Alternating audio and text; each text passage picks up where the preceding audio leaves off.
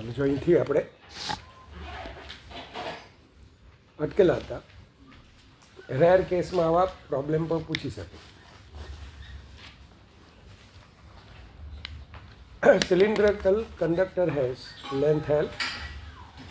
એક સિલિન્ડ્રિકલ નળાકાર તમને વાહક આપેલો છે and area of cross section A. આનો ક્રોસ સેક્શન એરિયા આપણો એ જેટલો છે. ઇટ્સ કંડક્ટિવિટી, હવે conductivity sigma is equal to sigma 0 L by x આવી રીતે બદલાય. Calculate electric field inside the conductor as function of x. હવે તમે છેલ્લે ઓમ્સ લો ભણી ગયા. ઓમ્સ લોમાં શું હતું? E બરાબર 0 और जो J is equal to sigma. તમે આવું કરી શકો. ફર્સ્ટ ઓફ ઓલ તમને સિગ્મા 0 એલ બાય એક્સ આપેલું છે. હવે ઇલેક્ટ્રિક ફિલ્ડ પૂછેલું છે તો પહેલાં આપણે રેઝિસ્ટન્સ શોધી કાઢીએ. એટલે જે ઇઝ ઇક્વલ ટુ NaEVD આપણે આવું ભણી ગયા. તો રેઝિસ્ટન્સ શોધવા માટે શું કરવાનું? આખા કંડક્ટરને તમારા આવા નાના નાના નાના એલિમેન્ટમાં ડિવાઈડ કરવાનું. ગઈકાલે આપણે 2 વસ્તુ શીખી ગયા, યાદ છે તમને? આ 2 યાદ જ રાખજો. કયા?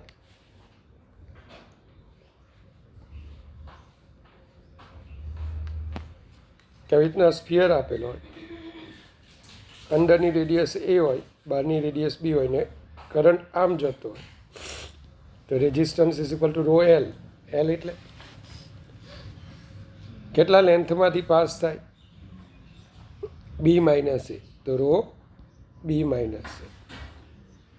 રો એલ બાય એ એટલે પાઈ 4 પાઈ એકચ્યુઅલી આખો બોલો કરંટ આમ પાસ થાય 4 પાઈ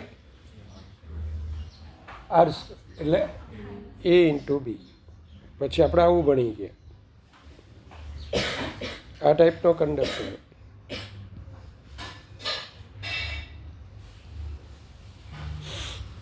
લેન્થ એલ હોય, કરંટ આમ જતો હોય, રો એલ અપોન પાઈ આર સ્ક્વેર, તો પાઈ આર વાળા. હવેલું છે આવા આવી રીતના લખીને એના રિઝલ્ટ યાદ રાખવાના રિવિઝનમાં. તો ચાલો આનો રેઝિસ્ટન્સ શું આવશે? ડીઆર એટલે રો, એલ એટલે ડીએક્સ અપોન રો એટલે 1 અપોન સિગ્મા, ને સિગ્માની વેલ્યુ આપેલી છે સિગ્મા 0 એલ બાય એક્સ. બસ હવે ટોટલ રેઝિસ્ટન્સ તમને આ રીતે મળી જાય ઇન્ટિગ્રેશન કરવાથી, બધા સિરીઝમાં જ. હા, તો એલ અપોન 2 સિગ્મા 0. હવે I is equal to V by R. V તો તમને વોલ્ટેજ આપી દીધેલો છે, રેઝિસ્ટન્સ આપણને મળી ગયું, ઓકે ને? અને at distance X, X distance, હજે તમારું એક્સ ડિસ્ટન્સ છે ત્યાં જે ઇઝ ઇક્વલ ટુ શું આવશે? સિગ્મા ઈ. સિગ્મા આપણને આપી દીધેલા છે, ઈ શોધવાનું છે, ને J is equal to I upon E. અને આઈ શોધવા માટે આપણે આર શોધેલો, ખબર ને? I is equal to V by R. તો E is equal to I x upon rho 0 sorry sigma 0 L by એને. હવે આઈની વેલ્યુ મૂકી દો. એટલે શું ફોલો કરવાનું સ્ટેપ? પહેલાં આપણે આર શોધવા. આર શોધ્યા પછી આપણે અહીંયા ઈ શોધવાનું છે, ઈ. અને યાદ રાખજો, ઈ બદલાયા કરતું હશે. કેમ બદલાયા કરતું હશે? દરેક જગ્યાએ જે બદલાય છે. કેમ જે બદલાય છે? હા, જે ઇઝ ઇક્વલ ટુ સિગ્મા ઈ. ગઈકાલે મેં ભણાવ્યું કે જે એ માઇક્રોસ્કોપિક ક્વોન્ટિટી છે, જે બદલાઈ શકાય. શું આખા કંડક્ટરમાં શું ન બદલાય? કરંટ. કરંટ તમે આ ક્રોસ સેક્શન લો કે અહીંયા આટલે તમે લો, બધે કરંટ તો તમારો સેમ હશે. એટલે આપણે એવું વિચાર્યું કે ભાઈ જે બરાબર સિગ્મા ઈ. સિગ્મા આપણને આપેલું છે. હવે જે શોધવા માટે J is equal to I upon A, પણ આઈ માટે વી બાય આર, એટલે પહેલાં આપણે આર શોધી લીધો અને આર શોધતા આપણને આવડે. ચાલો ક્લિયર. તો આ રીતે તમે આર શોધી શકશો. હવે આ જે બે છે ને હાવ હેલા છે. અહીંયા જે ક્વેશ્ચન આપ્યો છે ને તે તો સાવ સહેલો છે.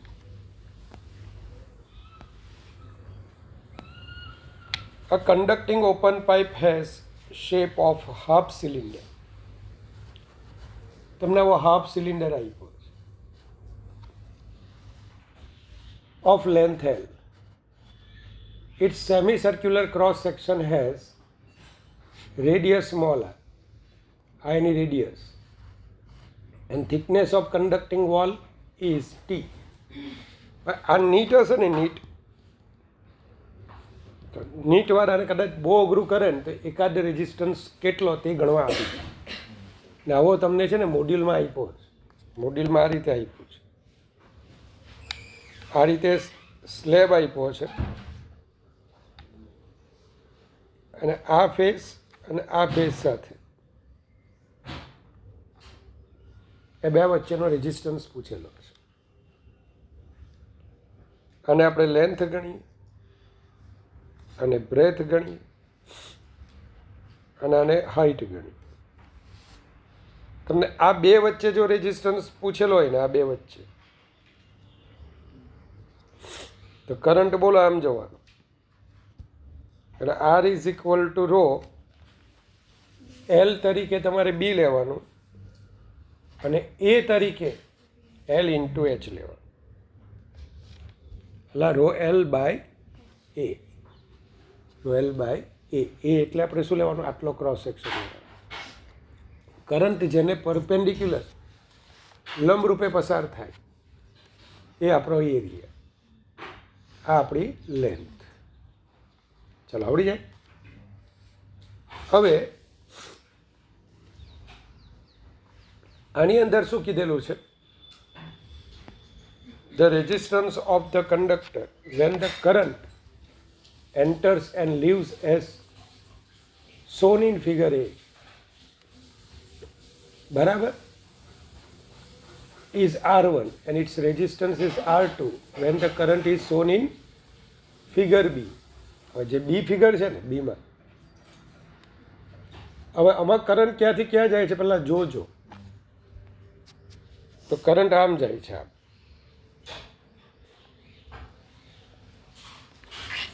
આમ જાય છે, એટલે આ એનો ક્રોસ સેક્શન કહેવાય. અને તમને ચોખ્ખું કહી દીધેલું છે શું? T is less than R. તો તમારે પ્રેમથી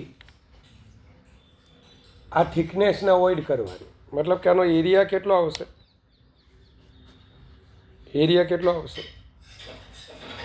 આટલું પાયર થાય અને થિકનેસ કેટલી? ટી. એટલે લેન્થ પાયર, અને સીધી કરી નાખવાનું.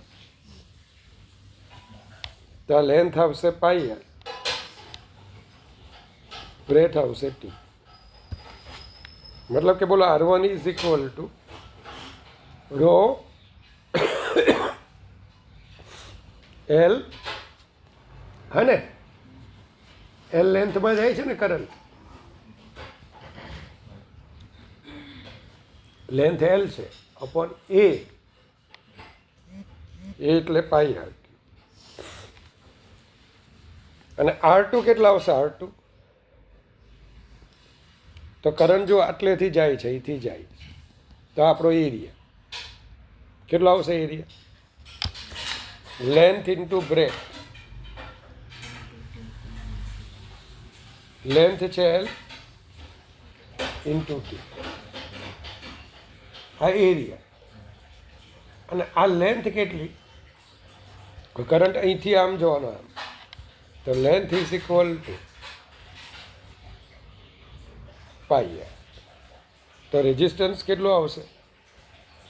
રો એલ બાય એ એટલે, અને આ બેનો તમને રેશિયો પૂછ્યો છે.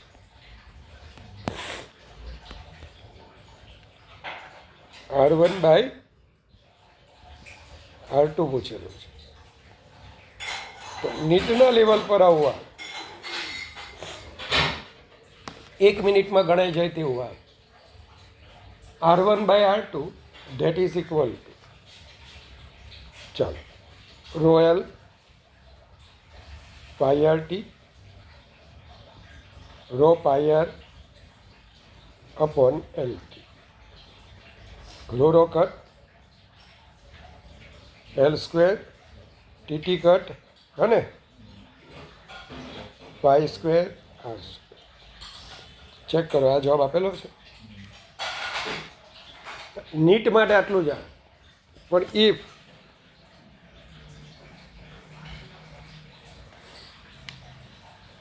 ટી ઇઝ નોટ લેસ દેન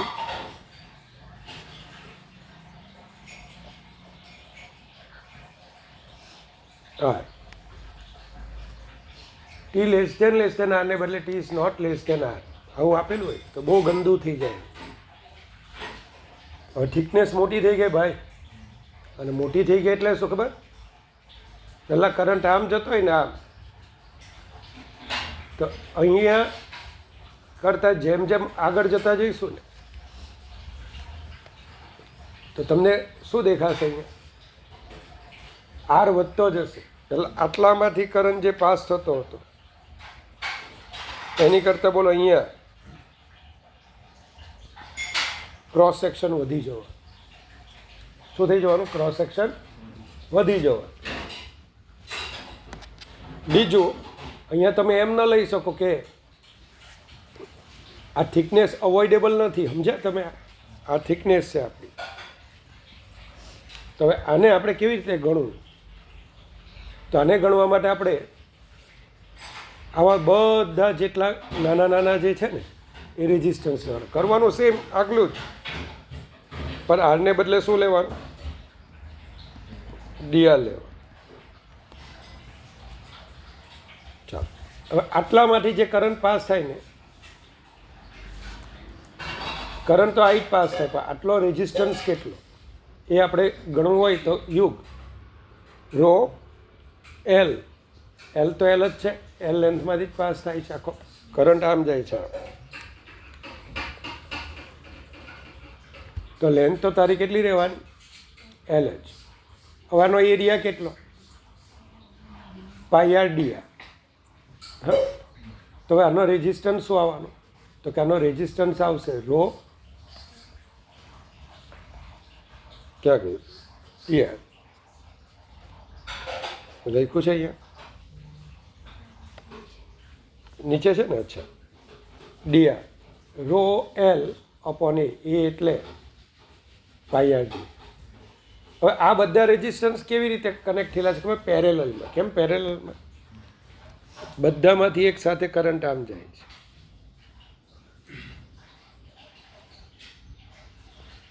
મતલબ કે કરંટ અહીંયા બધે ડિસ્ટ્રીબ્યુટ થઈ જશે. તો હવે 1/dr જો આવું આવે તો પેરેલલમાં તમે આવું ભણેલા 1/r is equal to 1/r1 plus 1 plus up two 1/r. તો આનું મેં આવી રીતના ઇન્ટિગ્રેશન બતાવેલું છે. આ JEEમાં જ આવે, તમને ન આવે. હવે તેકલ દોકલ આવું આવતું હોય તો તમને ખ્યાલ હોવો જોઈએ કે ભાઈ ટી જો લેસ દેન આર ન હોય તો તમારે હવે આવો એક આર્ક લેવાનો, સેમ આગલા જેવું જ. આનો એરિયા એટલે બોલો લેન્થ ઇન્ટુ આટલી બ્રેથ ડીઆર. તો DR is equal to rho L, જે લેન્થમાંથી જાય તે એલ, આ એરિયા 1/dr આટલા. અને હવે પ્રેમથી એનું ઇન્ટિગ્રેશન લઈ લેવું. તો 1/r1 that is equal two integration. ચાલો, પહેલામાં પહેલી આર અને છેલ્લામાં છેલ્લું આર પ્લસ ટી. તો આરથી આર પ્લસ ટી સુધી બધા પેરેલલમાં કનેક્ટેડ છે. તો R1 is equal to rho L, પછી તો ઇન્ટિગ્રેશન છે 1/r નું શું આવે? L N R. વેલ્યુ મૂકવાની, આવું કંઈક આવે. આ છેલ્લે કરજો, અત્યારે નહીં કરતા, છેલ્લે. પણ તમને આવું ફાઇન્ડ કરતા આવડવું છે કે રેજિસ્ટર. ચલો હવે કરંટ અહીંથી આમ જાય છે, આમ તો કરંટની લેન્થ આ લેન્થ થઈ ગઈ, તો એલ બરાબર શું આવશે? પાઈ એલ. એટલે આ રેડિયસ પર પાઈ એલ લેન્થ. ચલો હવે એનો એરિયા કેટલો? તો આ પટ્ટીની લેન્થ એલ જેટલી છે, ખબર પડી? કેપિટલ એલ જેટલી. અને આ એનો એરિયા. ચાલો આ કેટલું છે? ડીઆર. એટલે સમજ્યા? તો આનો એરિયા આવશે એ બરાબર એલ ઇન્ટુ ડીઆર. ચલો આનો રેઝિસ્ટન્સ કેવી રીતના લખશો? તો રેઝિસ્ટન્સ રો એલ, એલ એટલે લેન્થ અપોન એલ ડીઆર. તો 1/dr શું આવશે? એલ ડીઆર અપોન રો પાય. આ પણ બધા પેરેલલમાં. કેમ પેરેલલમાં? એક હાથે કરંટ આમ જાય એટલે બધા રેઝિસ્ટન્સ પેરેલલમાં કે. અને પેરેલલ હોય તો 1/r2 ઇન્ટિગ્રેશન 1/dr અને છેક આરથી આર પ્લસ. આ રીતે તમે કરી શકો. ચાલો સહેલું છે એકદમ. તો આ બે પ્રોબ્લેમને ખાસ જોઈ લેવા.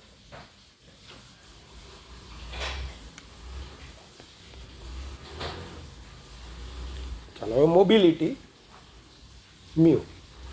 તો એક્ઝેક્ટલી મોબિલિટી શું છે? તો તમને એટલી ખબર છે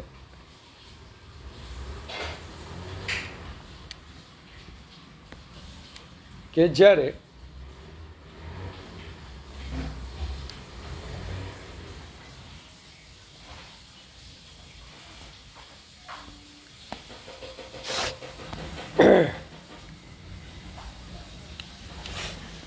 જ્યારે તમે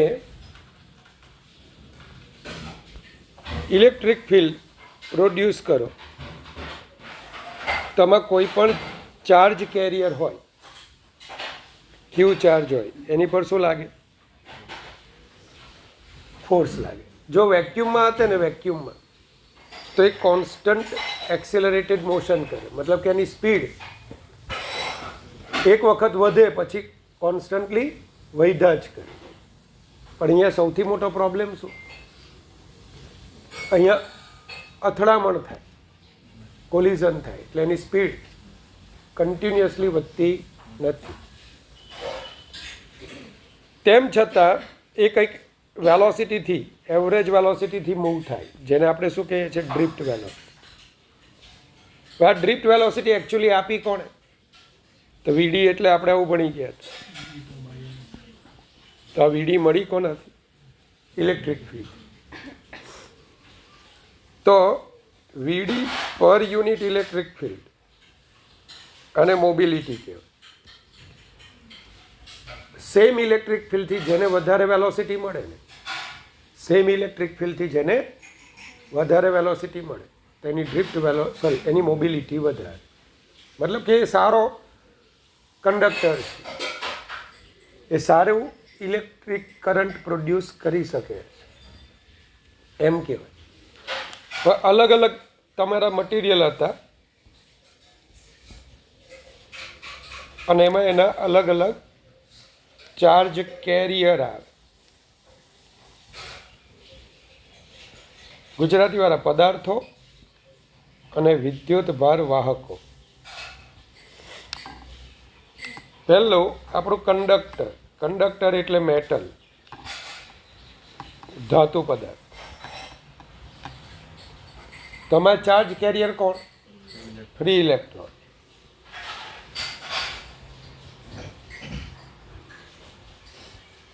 ચાલો એના પછી આયોનાઇઝ્ડ ગેસ. ગુજરાતીવાળા આયનીકરણ પામેલ વાયુ. તમે ડિસ્ચાર્જ ટ્યુબવાળો પ્રેક્ટિકલ ભણતા હતા. તો એમાં પોઝિટિવ આયન્સ એન્ડ ઇલેક્ટ્રોન્સ કારણ કે ગેસનું આયોજાઇઝેશન થાય ને એટલે ઇલેક્ટ્રોન વેલેન્સ ઇલેક્ટ્રોન છૂટા પડે એટલે પોઝિટિવ આયન. અને આવી ટ્યુબ હોય, ટ્યુબની અંદર જ્યારે આવી પીડી લગાડો તમે, આ ઇલેક્ટ્રોડ હોય, ખબર પડે. હવે જો ફિલ્ડ આમ હશે ને આમ, તો પોઝિટિવ આયન આમ જશે અને ઇલેક્ટ્રોન આમ જશે, તો આ બંને ચાર્જ કેરિયર કહેવાય. પહેલાં આ રીતે ઇલેક્ટ્રિસિટી ઓકે, પેલા આઈ વર્સિસ વીના જે રિલેશન છે ને સેમી કંડક્ટરનું, એ આવા વેક્યુમ ટ્યુબથી મેળવવામાં આવતા. ત્યારબાદ ત્રીજું આવે ઇલેક્ટ્રોલાઇટ્સ, વિદ્યુત દ્રાવણ. આમાં મોબાઈલ ચાર્જ કેરિયર તરીકે પોઝિટિવ અને નેગેટિવ આયન્સ H2SO4નું તમે જ્યારે સોલ્યુશન લો તો H+ આયન, SO4 - 2 આયન્સ, આ બે ઇલેક્ટ્રોડની વચ્ચે જ્યારે પીડી તમે લગાડશો ને તો એ આ રીતે મૂવ થશે. તો ઇલેક્ટ્રોલાઇટ્સ. અને લાસ્ટમાં આવે છે આપણું એ સેમી કંડક્ટર.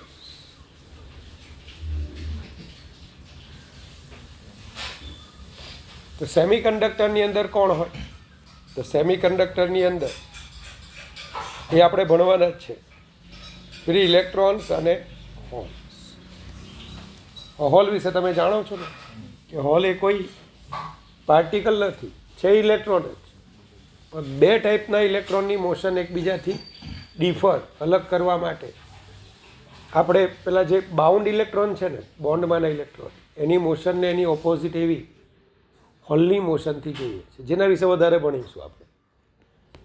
તો આ ફ્રી ઇલેક્ટ્રોન્સ અને હોલ્સ. હવે તમે mobility mu is equal two શું ભણી ગયા? VD/E. કેમ આવું જ ભાઈ ને કે આપણે તો ઇલેક્ટ્રિક ફિલ્ડ લગાડી દીધું બધે જ, આ ચારે ચારમાં ઇલેક્ટ્રિક ફિલ્ડ સેમ લગાડી, પણ who is more conducting in nature? કોણ સ્વભાવે વધારે સારો કંડક્ટર છે? તો એ જાણવું હોય તો આપણે શું જાણવું પડે કે ભાઈ તમે જે ફિલ્ડ લગાડ્યો ને એનાથી કેટલી ડ્રિફ્ટ વેલોસિટી મળી. જેટલી વધારે મળી હશે, જેમ વધારે મળે તો I is proportional two VD પણ છે, એ સારું કંડક્શન, સારું વહન કરી શકે. તો mu is equal two VD/E. હવે આપણે આગળ એવું ભણી ગયા J બરાબર સિગ્મા E અને J ઇઝ ઇક્વલ ટુ, તો આના પરથી પણ જો સિગ્મા E બરાબર NeVD ને લખીએ તો VD/E that is equal to sigma NE that is equal two mu.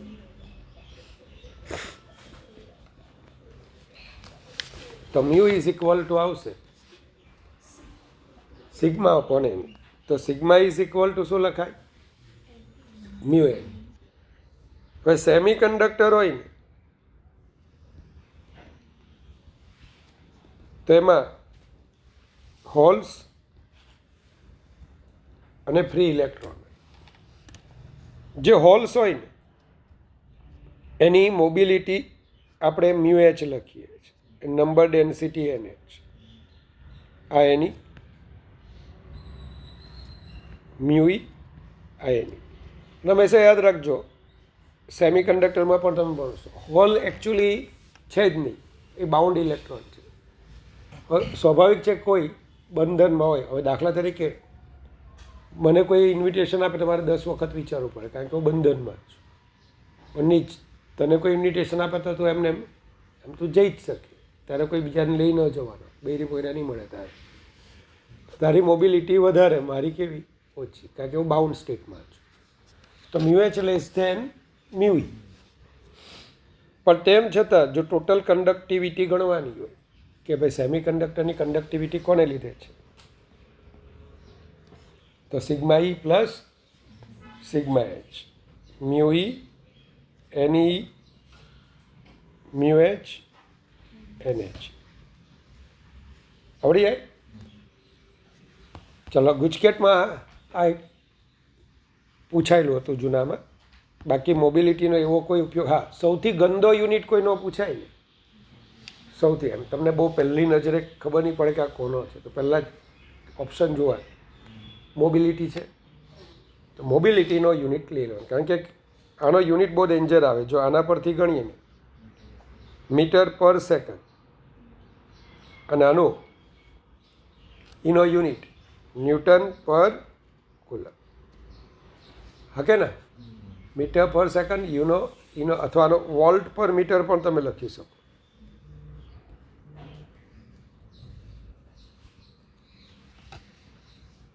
બરાબર છે ભાઈ, બહુ ગંદા આના યુનિટ આવે. હવે કુલમ છે, સમજ્યા? હવે એના ફોર્મેટમાં એટલે કે ઓમના ફોર્મેટમાં પણ લાવી શકો. રેઝિસ્ટિવિટીનો યુનિટ, બરાબર, સોરી કન્ડક્ટિવિટીનો યુનિટ, તો રેઝિસ્ટિવિટી એટલે ઓમ ઇન્ટુ મીટર, ગઈકાલે રહી ગયું, તો કન્ડક્ટિવિટીનો યુનિટ ઓમ ઇનવર્સ મીટર ઇનવર્સ. જંગલી આવું પણ લખે, સાયમન મીટર ઇનવર્સ. ઓમ ઇનવર્સને તમે મો પણ બોલો છો. નામ શું હતું એનું? જોર્જ સાયમન ઓમ. કહો ખાલી જોર્જ સિવાય બધા યુનિટ લખાય. હવે ન લખી શક્યો જોર્જનું, એનું કારણ કે જે પોતે જૂલે રોકી દીધેલો, જે પોતે કોણે રોકેલો હતો? જૂલ. એટલે ખાનદાન પ્રેમી કહેવાય. ચાલો, તો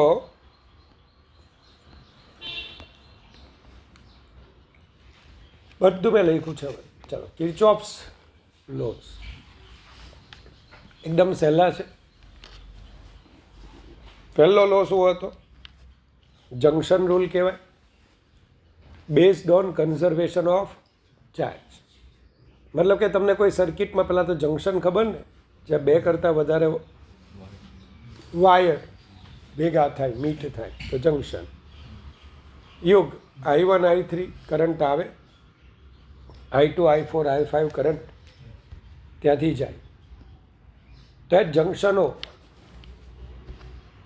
જો ટી ટાઈમમાં આ બધામાંથી Q1 Q2 Q3 Q4 ને Q5 ચાર્જ ફ્લો થતા હોય, તો હું શું કહીશ કે ટી ટાઈમમાં જેટલો ચાર્જ આવતો હોય એટલો જ ચાર્જ જતો હોય. મતલબ કે I1T plus I3T that is equal two I2T plus I4T plus I5T. T cut કરી નાખો એટલે આવું મળે. તો જૂના સિલેબસની અંદર જંક્શન રૂલને આમ પણ લખવામાં આવતું sigma I that is equal to 0. Sigma આઈ શું આવે? 0. તો જંક્શન પાસે જે બધા કરંટ ભેગા થાય એનો એલ્જીબ્રિક સમ 0. આ જંક્શન રૂલને તમે આ રીતે વાપરતા શીખી ગયા છો. ક્યાં? કેપેસિટરમાં. કેપેસિટરમાં આપણે આવું ભણતા હતા, sigma Q that is 0. A sigma આઈ લખી દીધું છે. હવે સિગ્મા ક્યુ 0 તો ક્યુ બરાબર સીવી આવતું યાદ છે. એટલે ધારો કે અહીંયા કેપેસિટર હોય તો આપણે શું કરતા? V0 minus V1 into C1 plus V0 minus V2 into C2 plus V0 minus V4 into C4 V0 minus V3 into C3 that is equal to 0. અને એકદમ એને શોર્ટમાં પણ લખતા શીખે કે V0 is equal two C1 V1 plus C2 V2 plus C3 V3 plus C4 V4 upon C1 plus C2 plus C3 plus C4. મને ને આમાં સિગ્મા આઈ બરાબર 0 આવે. સિગ્મા આઈ બરાબર 0 આવે મતલબ તો આઈ એટલે બોલો V બાય. એટલે તમારે કરવાનું કંઈ જ નહીં. અહીંયા VO minus V1 upon R1, VO minus V3 upon R3 that is. Order change નહીં કરતા અનન્ય. ઓર્ડરમાં આપણો શું આવે? VO minus V1, VO minus V2, VO minus V3. પહેલાં પોટેન્શિયલ લખવાનું જંક્શન. હવે તમને VO મળી જાય ને એટલે ખુશ થઈ જવા. VO મળી જાય એટલે શું કરવાનું? ખુશ થઈ જવાનું. કેવી રીતે?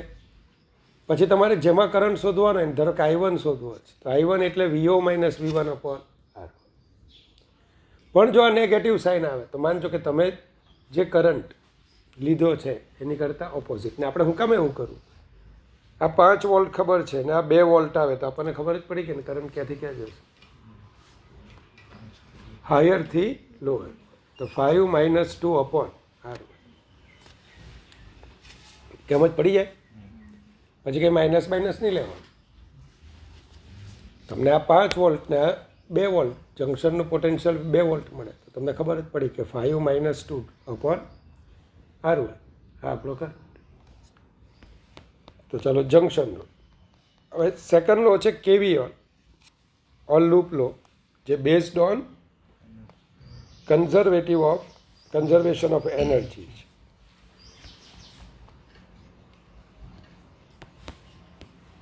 ચાલો, અને એ પહેલાં થોડું શાંતિથી સાંભળો. તમને ખબર છે કે કોઈ રેઝિસ્ટન્સ હોય અને ત્યાંથી મારે કરંટ પાસ કરવો તો કોઈ મતલબ કે તો જો એથી બી તરફ પાસ કરવો તો એનું પોટેન્શિયલ બી કરતાં કેવું રાખવું પડે, વધારે. બીથી એ જોવું હોય તો બીનું પોટેન્શિયલ એ કરતાં વધારે રાખવું. મતલબ શું કે ભાઈ કોઈ રેઝિસ્ટન્સમાંથી કરંટ ફ્લો કરવા માટે શું જોઈએ, પોટેન્શિયલનો ડિફરન્સ, વિદ્યુત સ્થિતિમાનનો તફાવત જોઈએ, નહીંતર કરંટ પાસ થાય નહીં. પણ મહર્ષિ કોઈ કંડક્ટર હોય JEE 2020, JEE 2023 અને NEET 2025 એમાં પણ આ પૂછાય, કોઈ કંડક્ટર એકલો આપેલો હોય ને એમાંથી કરંટ પાસ કરવો હોય તો તે વખતે કોઈ પોટેન્શિયલ ડિફરન્સની જરૂર નથી. એકચ્યુઅલી ન્યૂટનનો પહેલો નિયમ છે. જ્યારે રેઝિસ્ટિવ ફોર્સ લાગતો હોય, ફ્રિક્શન જેવા ફોર્સ લાગતો હોય અને મોશન ચાલુ રાખવી હોય તો એક્સટર્નલ ફોર્સ બહારથી બળ લગાડવું પડે. પણ કોઈ રેઝિસ્ટિવ ફોર્સ જ નથી, અવરોધક બળ જ નથી અને મોશન ચાલતી હોય તો પછી ચાલુ જ રહે, તો અહીંયા કોઈ પોટેન્શિયલ ડિફરન્સની અનન્ય આપણને જરૂર નથી. એટલે ધ્યાન રાખજો. પણ મેં તો રેઝિસ્ટન્સ કીધું. હવે આ રેઝિસ્ટન્સમાં થી કરંટ ફ્લો થતો ક્યાંથી ક્યાં થતો હોય, સપોઝ એથી બી, તો તમે તરત કહેશો કે તમે હાયર પોટેન્શિયલથી લોઅર પોટેન્શિયલ પર જાઓ છો. આ બે વચ્ચેનો પોટેન્શિયલ ડિફરન્સ, તો ઓમનો નિયમ શું કે, ઓમ્સ લો શું કે, V = I.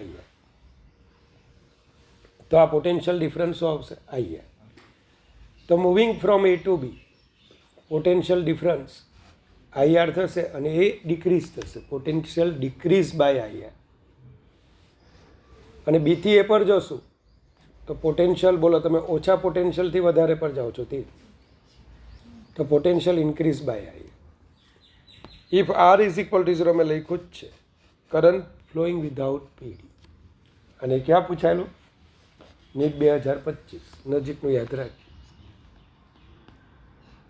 કેપેસિટર, તો મેં તમને ત્યારે વચ્ચે એક સર્કિટ ભણાવી, 3 બેટરીને મેં આ રીતે જોઈન કરી.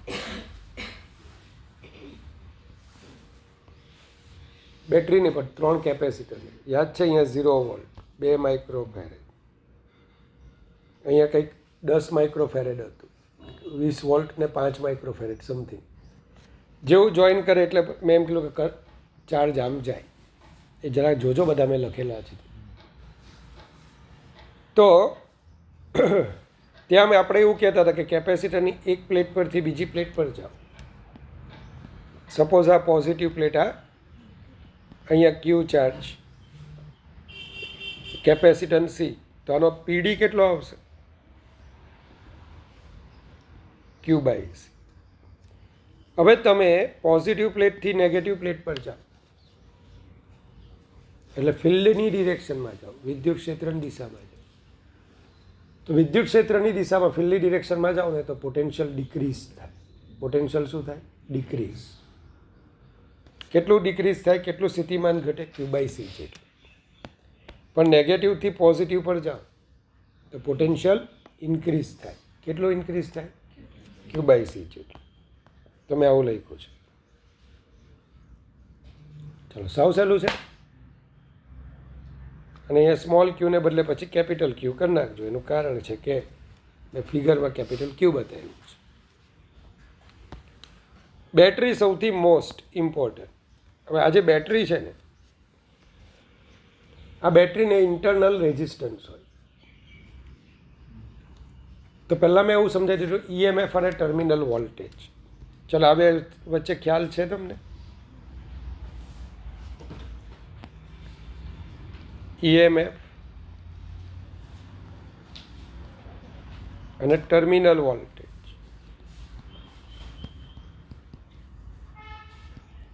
આ બેનો ડિફરન્સ શું? કે ભાઈ જ્યારે બેટરી બને ને, તો બેટરીની અંદર શું હોય? ઇલેક્ટ્રોડ હોય.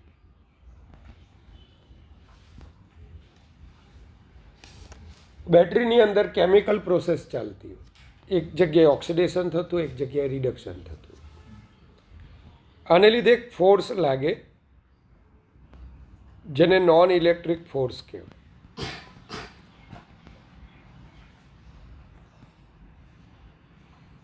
શું કહેવાય? Non electric force. આ નોન ઇલેક્ટ્રિક ફોર્સ પોઝિટિવ ચાર્જને જ્યાં ભેગા કરે ને એને પોઝિટિવ ઇલેક્ટ્રોડ કહેવાય. અને આ જ નોન ઇલેક્ટ્રિક ફોર્સ ઓર કેમિકલ ફોર્સ નેગેટિવ ચાર્જને જ્યાં ભેગા કરે ને એને નેગેટિવ ઇલેક્ટ્રોડ કહેવાય. હવે જેમ જેમ આ ચાર્જ એક્યુમ્યુલેટ થાય, ભેગા થાય, એટલે બે ઇલેક્ટ્રોડ વચ્ચે બોલો ઇલેક્ટ્રિક ફિલ્ડ આવે. અને એ ઇલેક્ટ્રિક ફિલ્ડને લીધે પોઝિટિવ ચાર્જ પર ઇલેક્ટ્રિક ફોર્સ, નેગેટિવ ચાર્જ પર ઇલેક્ટ્રિક ફોર્સ પેલા નોન ઇલેક્ટ્રિક ફોર્સની ઓપોઝિટ ડિરેક્શનમાં લાગે, કેમિકલ ફોર્સની ઓપોઝિટ ડિરેક્શનમાં લાગે, રાસાયણિક બળની વિરુદ્ધ દિશામાં લાગે. અને આવું થવાને કારણે શું થાય? તો કે આવું જ્યારે થાય ને એટલે ઇનિશિયલી તો શું હોય કે એફએન એ એફઈ કરતાં વધારે હોય.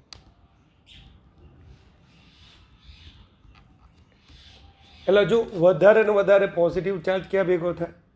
પોઝિટિવ ઇલેક્ટ્રોડ પર. નેગેટિવ ચાર્જ નેગેટિવ ઇલેક્ટ્રોડ પર. પણ ફાઇનલી હવે આવું થાય કે એફએન અને એફઈ કેવા થઈ જાય? સેમ થઈ જાય, સેમ ઇન મેગ્નિટ્યુડ. કેમ એફએન અને એફઈ સેમ થઈ ગયા? અનન્ય. જેમ ચાર્જ ભેગો થાય તેમ ઇલેક્ટ્રિક ફિલ્ડ વધતું જાય, અને ઇલેક્ટ્રિક ફિલ્ડ વધતું જાય તો એફએનની ઓપોઝિટ ડિરેક્શન એફઈ એ વધતું છે. હવે એફએન બરાબર એફઈ થઈ ગયા એટલે હવે ચાર્જ ત્યાંને ત્યાં રહેવા. નવો કોઈ ચાર્જ હવે ઇલેક્ટ્રોડ પર આવતો નથી. બસ આ વખતે બોલો, ઇનિશિયલી બેટરીમાં કરંટ ફ્લો થતો હતો. કેમ થતો હતો? બેટરીમાં કરંટ ફ્લો થતો હતો. પોઝિટિવ ચાર્જ આમ જતા હતા, નેગેટિવ આમ જતા હતા. એટલે બોલો રિઝલ્ટન્ટ કરંટ આમ ફ્લો થતો હતો. હા કે ને? પણ લાસ્ટ બેટરીમાં હવે જે આયન્સ હતા એ સ્ટેશનરી થઈ ગયા, સ્થિર થઈ ગયા, કરંટ ઝીરો. અને આને આપણે ઓપન સર્કિટ કન્ડિશન બોલીએ છીએ.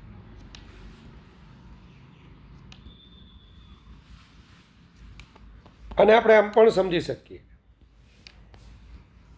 કે જ્યારે કોઈ બેટરી આપેલી હોય એમાંથી કોઈ કરંટ ફ્લો ન થાય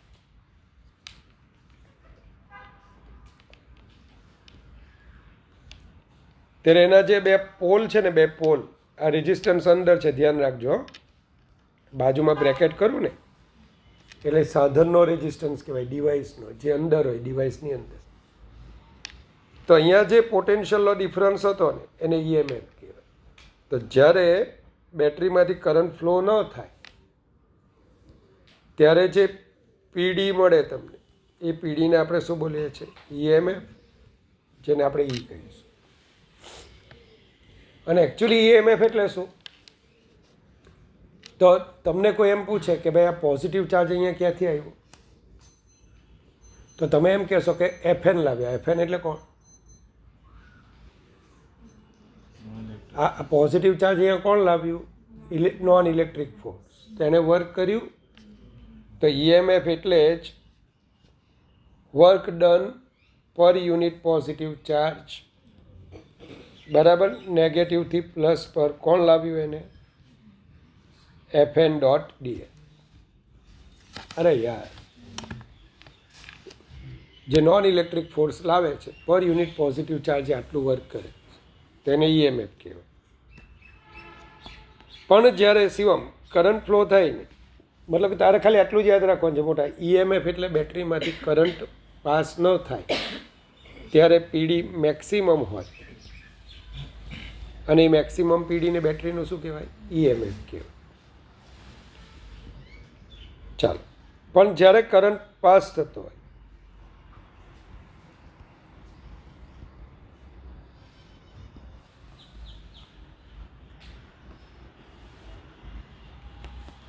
હવે શું થશે? જેવો કરંટ બેટરીમાંથી ફ્લો થશે ને,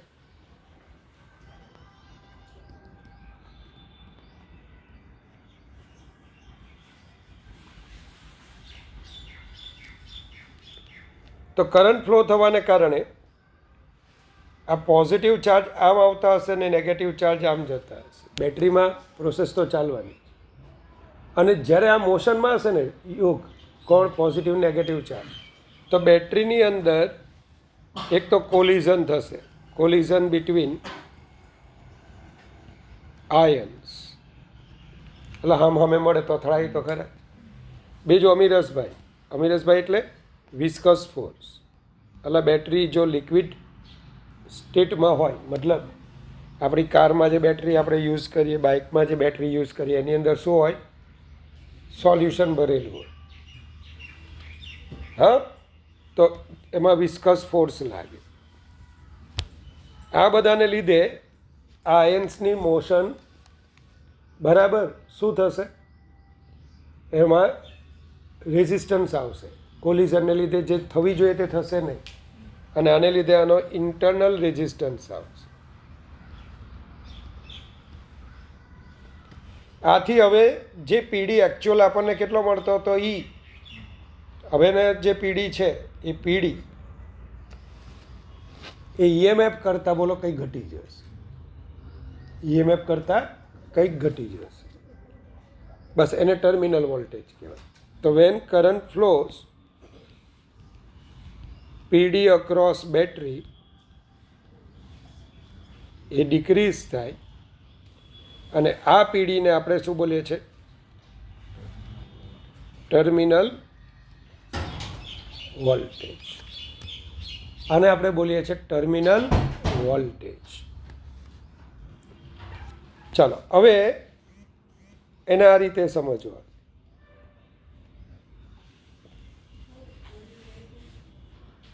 નીટમાં મેજોરિટી જેટલા પૂછાય ને, મોટે ભાગે મેં આ જ વસ્તુ ઓબ્ઝર્વ કરી છે.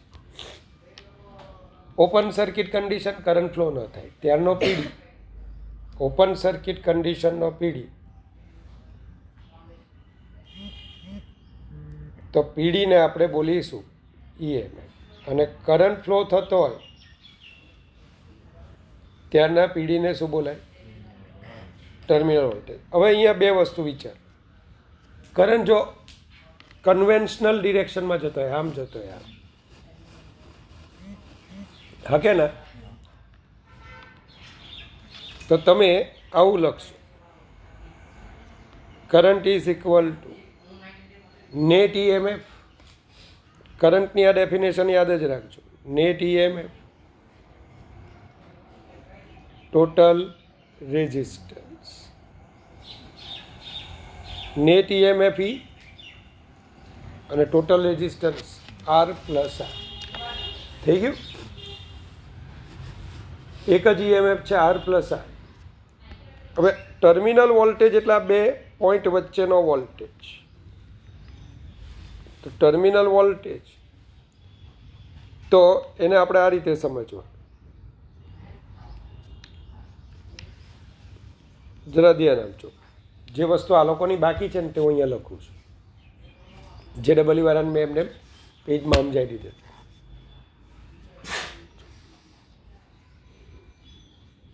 ચાલો, આપણે A થી B પર જઈએ. કરંટ આપણો આમ આવે છે. ચાલો, એનું પોટેન્શિયલ VA, પ્લસથી માઇનસ બોલો E જેટલું ડિક્રીઝ, કરંટ સામે મળ્યો યાર, પ્લસ આઈ, અલા કરંટની ડિરેક્શનમાં પોટેન્શિયલ ડિક્રીઝ થાય પણ કરંટની ઓપોઝિટમાં ઇન્ક્રીઝ થાય, that is equal two VB. તો વીએ માઇનસ વીબી ઈ માઇનસ આઈ, અને આને આપણે વી બોલીએ. તો ચાલો ટર્મિનલ વોલ્ટેજ એટલે તમે આવું લખી શકો, ઈ માઇનસ આઈ કેપિટલ આર પણ લખી શકો. તો ટર્મિનલ વોલ્ટેજ શોધવાના બે રસ્તા. શિવમ, આઈ એટલે તો આવું પણ લખી શકે, E upon R plus R into R. ચાલો શું આવશે? ઈ કોમન. હા, ડાયરેક્ટ અહીંયાથી પણ લખી શકો, ખબર ને, E R upon R plus R. અહીંયા પણ તમે કરશો તો એ જ વસ્તુ આવશે. એટલે આ ભાઈ ઈની વેલ્યુ મૂકો, સોરી આઈની, E common R plus R minus R upon R plus R. એની કરતાં આઈઆરમાં વેલ્યુ મૂકી. હવે તમને ઘણી વખત ટર્મિનલ વોલ્ટેજ વર્સિસ આરનો ગ્રાફ પૂછાય છે. વી વર્સિસ આરનો ગ્રાફ પૂછાય. શું આવે વી વર્સિસ આરનો ગ્રાફ? મતલબ શું કરવાનું છે ખબર ને? આ તમારી બેટરી લીધી, આ ઇન્ટરનલ રેઝિસ્ટન્સ, અને હવે આરની વેલ્યુને તમારે બદલવાની. અલગ અલગ રેઝિસ્ટન્સ રાખવાનો. બેટરીનો ઇન્ટરનલ રેઝિસ્ટન્સ તો આપણે બદલી નથી શકતા. બેટરી માટે શું ફિક્સ હોય ખબર? ઈ અને આર ફિક્સ્ડ હોય. ફોર ગીવન બેટરી ઈ અને આર ફિક્સ હોય, પણ કેપિટલ આરને આપણે હવે વેરિયેબલ રાખવાનું છે. તો આપણું ઇક્વેશન આવું આવ્યું ને, E R upon R plus R, અને આમ લખી શકું, આરને હું આમ નીચે લઈ જાઉં અને ડિવાઈડ કરી નાખું, તો 1 plus R by R. If R is equal to 0, તો અહીંયા મૂકજો, અહીંયા મૂકજો, અહીંયા મૂકજો. આર ઇઝ ઇક્વલ, અહીંયા નહીં મૂકતા, જોકે તોય ચાલશે. કેપિટલ આર 0, તો બોલો આર અપોન આર ઇન્ફાઇનાઇટ, ઈ અપોન ઇન્ફાઇનાઇટ, ટર્મિનલ વોલ્ટેજ શું થશે? 0. તો તમે આવું લખશો કે ટર્મિનલ વોલ્ટેજ 0 છે. ત્યાર પછી આરને વધારતા જાઓ, આર ઇન્ફાઇનાઇટ થઈ જાય. આર શું થઈ ગયું? ઇન્ફાઇનાઇટ. એટલે હવે કોઈ કરંટ ફ્લો થાય નહીં. આર ઇન્ફાઇનાઇટ થાય એટલે સ્વાભાવિક છે કે કરંટ 0 થાય. કઈ કન્ડિશન આવે? Open circuit condition.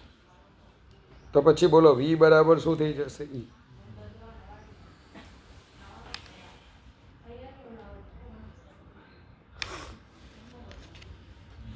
ચાલ, આ નીટમાં પૂછાયેલો ગ્રાફ છે, પીએમટી કે નીટમાં જ પૂછાયેલો છે, આવડી જાય. તો જ્યારે આર 0 હોય, મતલબ કે આને કહેવાય બેટરીનું શોર્ટ સર્કિટ. મતલબ કે બેટરીના બે ટર્મિનલને સીધે સીધા જોડી દો, તો તમને ખબર છે કે વાયરનું કામ શું? 2 પોઈન્ટના પોટેન્શિયલ સેમ રાખવાનું.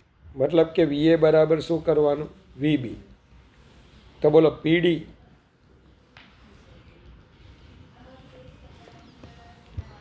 તો આને શું કહેવાય? Short circuit. અલા ભાઈ, કંઈ ખબર પડે તમને?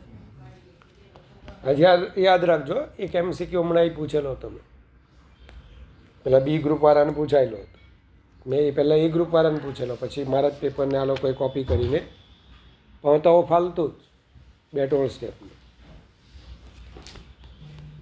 ચલો હવે ફરી પાછા એક વખત જોઈ લો મેં શું ભણાવ્યું. જો આ બેટરી હોય અને એમાં કરંટ, આમ બેટરીનું નોર્મલ કામ શું? સર્કિટને કરંટ આપવાનું. તો આ બેટરી એના રેગ્યુલર કામ કરતી છે, સર્કિટને શું આપે છે? તો હવે આ 2 પોઈન્ટ વચ્ચેનો જે પીડી હોય એ બોલો હમણાં જ જોયું, ઈ માઇનસ આઈ.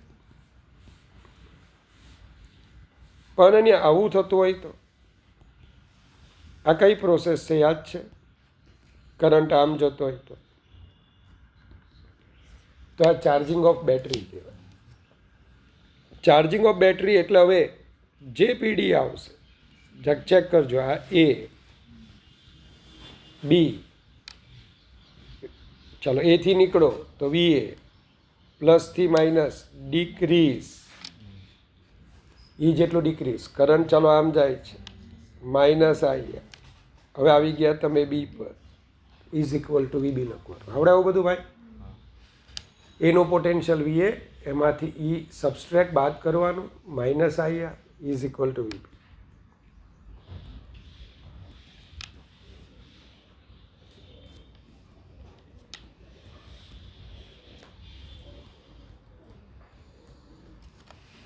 બીજું આને કહેવાય ચાર્જિંગની પ્રોસેસ.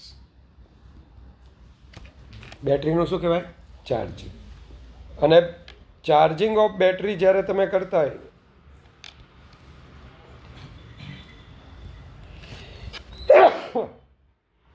તો એ વખતે તમે જનરલી જે બેટરીને ચાર્જ કરવાનો હોય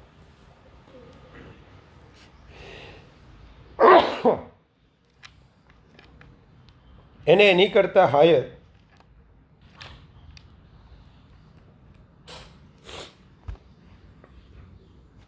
ડીસી સોર્સ સાથે જોડો છો. કોણ? ડીસી પ્રાપ્તિ સ્થાન સાથે જોડો છો, જેથી કરંટ આમાં ઓપોઝિટ જાય. કેમિકલ પ્રોસેસ જે બેટરીમાં થતી હતી આખી રિવર્સ થઈ જાય. ઓક્સિડેશનને બદલે ત્યાં રિડક્શન, રિડક્શનને બદલે, અને ફરી પાછી આ બેટરી કામ કરવા માટે કેપેબલ થઈ જાય. આપણા મોબાઈલની અંદર આવું જ આપણે કરીએ. મોબાઈલ યુઝમાં હોય ને ત્યારે બેટરી આ રીતે કરંટ ફ્લો કરે, પણ જ્યારે આપણે ચાર્જ કરતા હોય ત્યારે આમ થાય. બીજું, આ charging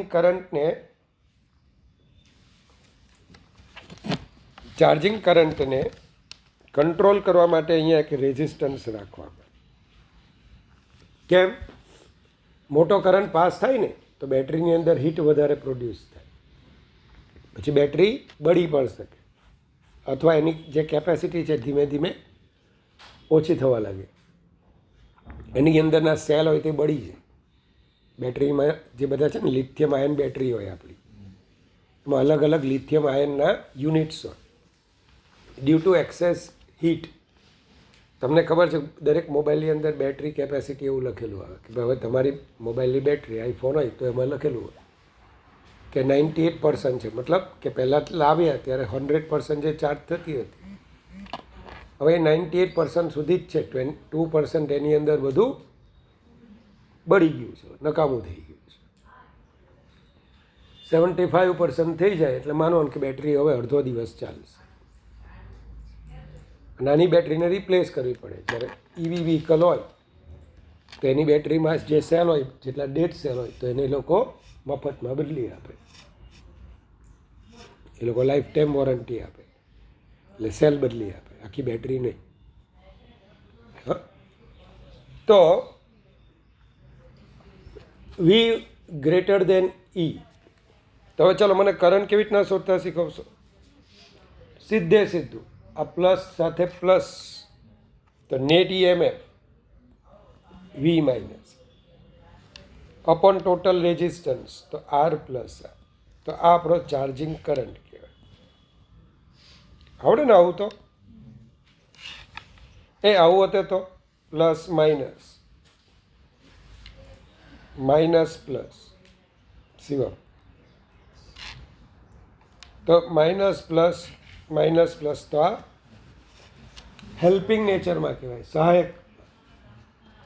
E1 plus E2 upon R1 plus R2. તેમ છતાં આપણે MCQ કરીએ, અમુક એવા હેલ્લા રાખ્યા હશે. તો જો આપણે બેટરીમાં આવું લઈએ, ચાર્જિંગ ઓફ બેટરી પર લખી દીધું, use of R to control charging. સમજ્યા? ગાગરમાં સાગર સમાવવાની ટ્રાય કરી છે. એટલે એક વખત તમે આ બધું જોઈ લો ને બધું થિયરી એ આવડી જાય. ચાલો, હવે આ બંને કેસમાં જો મેં સ્મોલ r 0 કરી નાખ્યું તો V ઇઝ ઇક્વલ ટુ શું થઈ જાય? E. એટલે જો બેટરીનો ઇન્ટરનલ રેઝિસ્ટન્સ ના આપે તો તમે શું કહી શકો, જે ટર્મિનલ વોલ્ટેજ છે તે જ આપણું EMF. હવે સેકન્ડ લો જે છે તે શું છે, તો second law based on energy conservation લખવાનું રહી ગયું લાગે. સેકન્ડ લો બેઝડ ઓન પવિત્ર પાણી એનર્જી કન્ઝર્વેશન.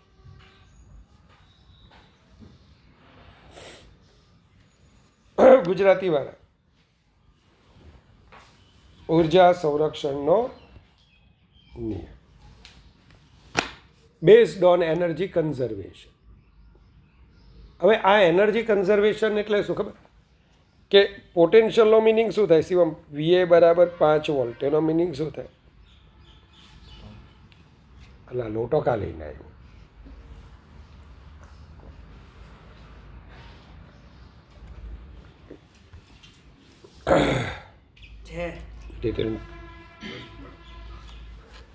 ચલો બેઝડ ઓન એનર્જી કન્ઝર્વેશન. હવે એનર્જી કન્ઝર્વેશનનો મિનિંગ શું કે તમે યુનિટ પોઝિટિવ ચાર્જ પાસે એકમ ધન વીજભાર પાસે 5 જૂલ એનર્જી છે કા એ પાસે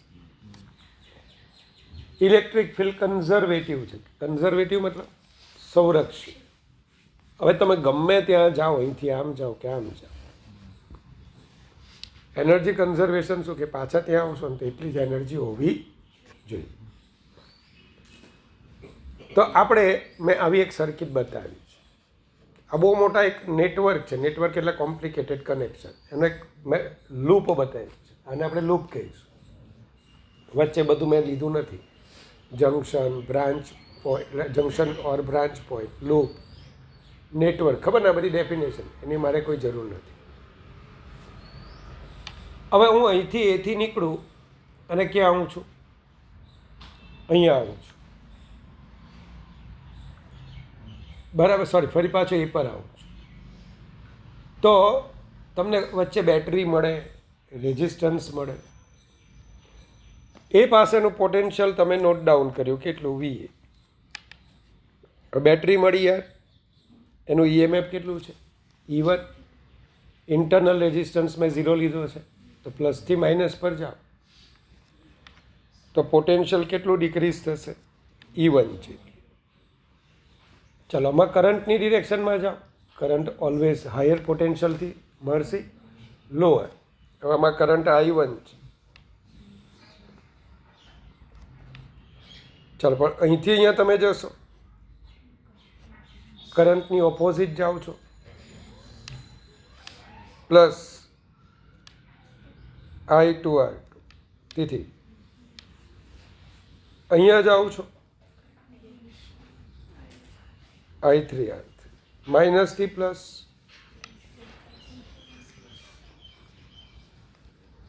plus I4 R4, plus I5 R5. હા ને, પાછા આવશો એટલે VA થઈ જશે. તો VA કટ. એટલે તમે આ રીતે દાખલામાંનો યુઝ કરતા, પણ ઓલ્ડ સિલેબસમાં જંગલી આવું લખતા.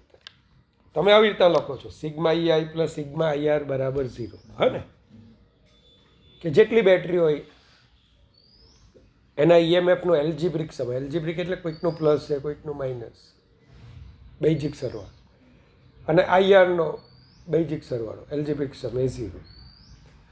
ઓલ્ડ સિલેબસમાં એટલે તમારે PMTનું MCQ છે મોડ્યુલમાં, ત્યાં જંગલીએ શું કરતા? ડાબી બાજુ IR લખતા, રાઈટ હેન્ડ સાઈડ E, અને રાઈટ હેન્ડ સાઈડ E જાય ને એટલે પાછું આખું બદલાય.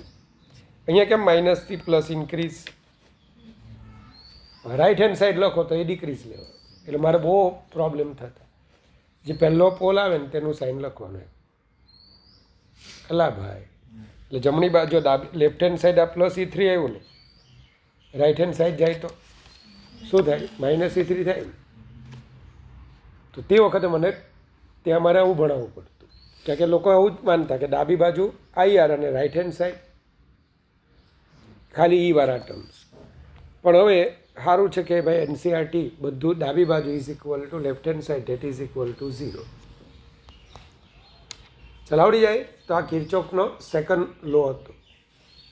ચાલો સિરીઝને પેરેલલ તો આપણને આવડે છે, પણ તેમ છતાં એક વખત ફટાફટ કહી દઉં કે આની અંદર રેઝિસ્ટન્સ એવી રીતે રાખેલો કે બધામાંથી કરંટ કેવો આવે છે. બીજું એથી બીથી એ પર તમારે આવવું છે તો બે રસ્તા છે. પહેલો રસ્તો બેટરીનો, તો પોટેન્શિયલ કેટલું ઇન્ક્રીઝ થાય V1, અને બીજો રેઝિસ્ટન્સવાળો અહીંયા VN, V3, V2, V1, અને આને આપણે એનર્જી કન્ઝર્વેશન કહીએ છીએ. આગળ મેં ભણાવેલું કે V is equal two V1 plus V2 plus up two VN. એ કયો લો બતાવે, પણ Q is equal two Q1 plus Q2 plus up two QN, conservation of charge, વિદ્યુત ભારનું સંરક્ષણ બતાવે. V1 IR1, V2 IR2, V3 IR3, VN IRN. તો V by I that is equal to R1 plus R2 plus up to RN. તો R is equal to R1 plus R2 plus up to RN. If R1 is equal to R2 is equal to RN is equal to જો R હોય, હા, તો આપણે શું લખી શકીએ? RS is equal to NR. Same parallel કોમ્બિનેશનમાં આપણે શું ભણેલા કે બે રેઝિસ્ટન્સને એવી રીતે જોઈન કરવાના, બંનેનું એક પોઈન્ટ, એક બધાનો એક એન્ડ એક કોમન પોઈન્ટ સાથે બીજો એન્ડ બીજા કોમન. આવું વિચારવું એની કરતાં આપણે એમ વિચારવાનું કે જે રેઝિસ્ટન્સના એક એન્ડ પરથી બીજા એન્ડ પર જાઓ તો પોટેન્શિયલનો ડિફરન્સ કેવો મળે? સેમ. તે પેરેલલ. આગળ જતાં હું બધી સર્કિટ જે કરાવું તો એની અંદર પણ તમને આ બધું કામ લાગશે. ચાલો બીથી એ પર જવાના કેટલા રસ્તા હતા? N+1. તો બીથી એ બોલો પીડી V હશે તો આ બધામાં પણ પીડી સેમ. મતલબ કે અહીંયા મેં એવું લખ્યું કે here V same for all resistors, જેને કન્ઝર્વેશન ઓફ એનર્જી કહે કે ભાઈ પેરેલલ કોમ્બિનેશનમાં બધે જ પોટેન્શિયલ સેમ છે, એ પણ એનર્જી કન્ઝર્વેશન. સિરીઝ કોમ્બિનેશનમાં જે પીડી છે ડિસ્ટ્રીબ્યુટ થાય છે એ પણ એનર્જી કન્ઝર્વેશન. પણ અહીંયા જંક્શન એ પાસે I is equal to I1 plus I2 plus up to IN, અને KCL કહેવાય, કિર્ચોફનો કરંટ લો અથવા જંક્શન લો, જે કન્ઝર્વેશન ઓફ શું બતાવે છે? ચાર્જ. તો I is equal to I1 plus I2 plus up to IN. I1 એટલે V by R1, V by R2 plus V by RN, અને મળશે I બાય V કરીશું તો આનો ઇક્વિલન્ટ રેઝિસ્ટન્સ એટલે શું? તો એ હું ખાસ કહેવાનું ભૂલી ગયો. કોઈ પણ સર્કિટ હોય એનું ઇક્વિલન્ટ, પછી એક કેપેસિટર હોય, રેઝિસ્ટર એટલે કે અવરોધ હોય કે ઇન્ડક્ટર. બેટરીનું કામ નહીં બદલાવું છે. બેટરી આ બધાને એકલા કેટલો કરંટ આપતી? આ એકલાને I જેટલો. બેટરી આ બધાને ભેગા મળીને કેટલો કરંટ આપતી? તો અહીંયા એકલાને I જેટલો. તો આને ઇક્વિલન્ટ કહેવાય. પછી જે કોમ્બિનેશન હોય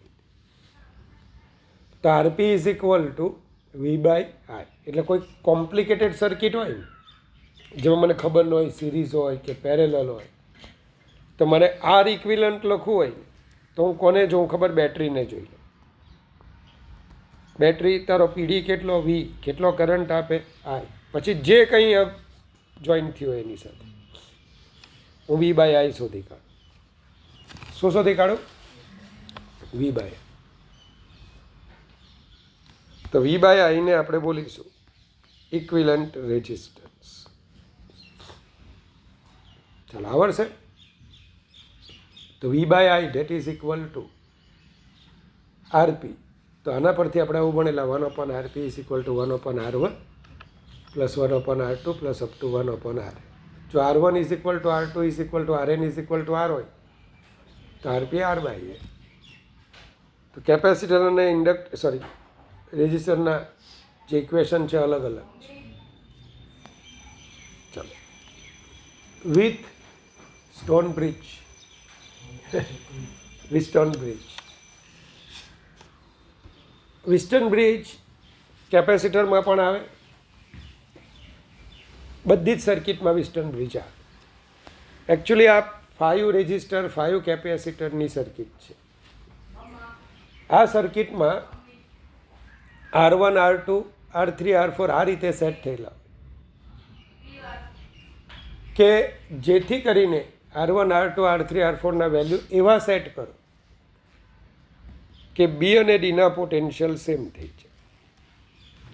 જો બી અને ડીના પોટેન્શિયલ સેમ થઈ જાય તો પછી R5માંથી કોઈ કરંટ ફ્લો થાય તો કાં તો R5ને કાઢી નાખો અથવા R5ને રિપ્લેસ કરો કોનાથી? વાયર. એટલે કે પોટેન્શિયલ સેમ થવા એટલે બે વસ્તુ, કાં તો આ નથી જ એને કાઢી શકો અથવા તમે શું કરી શકો તેને વાયરથી જોઈન કરી. કેપેસિટર વખતે મેં તમને આવું કીધેલું હું વાયરથી જોઈન કરી લઉં, જ્યારે રેઝિસ્ટર વખતે હું આને કાઢી નાખો. કેમ? જો વાયરથી તમે જોઈન કરશો ને તો હવે આ બે પેરેલલ, આ બે પેરેલલ અને પછી સિરીઝ. કેપેસિટરમાં પેરેલલ હોય તો ઘણું બહુ ઇઝી, C1 + C4 એટલે હું ત્યાં વાયર જોડી દઉં. જ્યારે રેઝિસ્ટન્સની અંદર શું હોય? સિરીઝ કરવું સારું. આ બે સિરીઝમાં તો R1 + R2 અપોન મતલબ સોરી અહીંયા R4 + R3 પછી જે આવે તે પેરેલલ. તમને સમજ પડે મેં એવું કીધું? હવે આવી સર્કિટ આ રીતે જોવાય અને આમ પણ તમે બતાવી શકો. જોજો, A થી B, A થી D, B થી C, D થી C. આ જ છે ને R1 R2 R3 R3. એને આ રીતે પણ બતાવેલી, તમે આ રીતે પણ બતાવી શકો.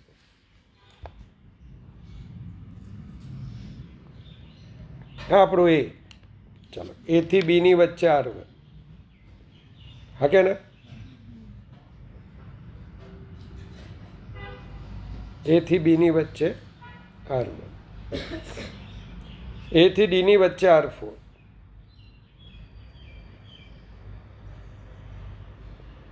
અને D થી C ની વચ્ચે R3, B થી C ની વચ્ચે R2. તો ત્રણ રીતે તમને બતાવેલી હશે. મેં લખ્યું for above circuit if VB is equal to VD no current flows in બોલજો R5. This state is known as આ અવસ્થાને balance state of western bridge કહેવાય. અને by removing R5 we can get, જો R5ને રિમૂવ કરો તો R1 R2 આ સિરીઝમાં, હા સિરીઝમાં છેલ્લે બંને પેરેલલ. અથવા આવું પણ લખી શકો R1 R4 પેરેલલમાં, R2 R3 પેરેલલમાં, ધેન આફ્ટર બંને સિરીઝ. કેપેસિટર હોય તો હું આ પસંદ કરું અને રેઝિસ્ટર હોય તો હું આ પસંદ કરું કે જેથી મારી સ્પીડ વધે. ચલો, અને પ્રેક્ટિકલ એપ્લિકેશન. તો પ્રેક્ટિકલ એપ્લિકેશન એટલે શું કે ભાઈ સમજી લો મહર્ષિ આવ્યો અને મને એક રેઝિસ્ટન્સ આપ્યો કે સર આ રેઝિસ્ટન્સ શોધો. તો સપોઝ આ એક અનનોન રેઝિસ્ટન્સ છે R4 અથવા કોઈ એક અનનોન લઈ લો. અચ્છા, R1ને અનનોન લીધો છે તો મેં અહીંયા R1 જોડી દીધો. હવે મારે કેટલા બળતરા કરવી પડે ખબર તમને? R2 R3 R4ને એવા વેલ્યુ સેટ કરવાની કે જેથી આ બ્રાન્ચમાંથી કોઈ કરંટ પાસ ન થાય. પાસ ન થાય મતલબ કે VB અને VD સેમ પોટેન્શિયલ આવે. હવે આવું મેન્યુઅલી કરવા કરતાં આપણે એક પ્રેક્ટિકલ આવો જોયો જેમાં આ R1 જે અનનોન છે, R2 અને મેં એક વાયર લઈ લીધો, રેઝિસ્ટિવ વાયર.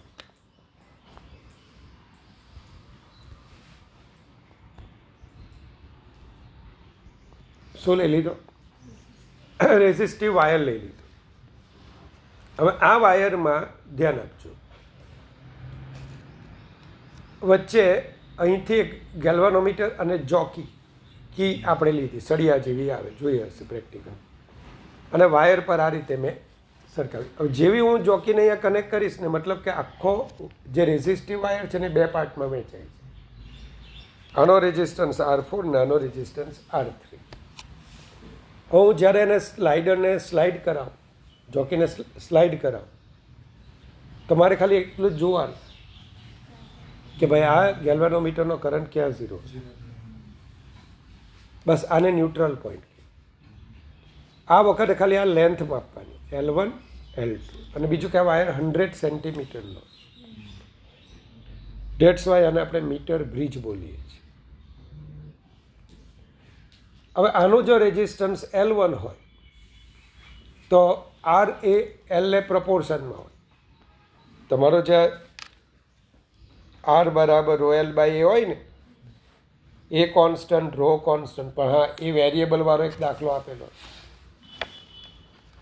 એ વેરિયેબલવાળો પણ એક પ્રોબ્લેમ આપેલો છે. જે ડબલ ઈ લગભગ 2019 કે 2020માં જ હતો. તો અહીંયા હું R is proportional to L લખી દઉં છું. તો L1 R4 by R3 that is equal to L1 upon L2. હવે બેલેન્સ કન્ડિશનમાં શું હોય? R1 by R2 that is equal to R4 by R3. અહીંયા જ્યારે બેલેન્સ કન્ડિશન હોય R1 by R2 that is equal to R4 by R3. પણ R4 by R3 that is equal to L1 by L2. તો તમે આવું લખતા હતા, R1 by R2 that is equal to L1 upon 100 minus. કંઈ ખબર પડે છે? હવે કોઈક વખત એક જ દાખલો છે આપણા મોડ્યુલમાં. તમે એ જોયું કે આ જે વાયર છે તેનો આટલો પોર્શન દબાયેલો છે. આ મેટલ સ્ટ્રીપ છે.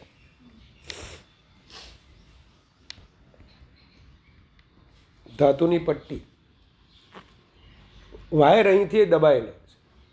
એટલે એક્ઝેક્ટલી કરંટ અહીંથી જ જશે એવું જરૂરી નથી.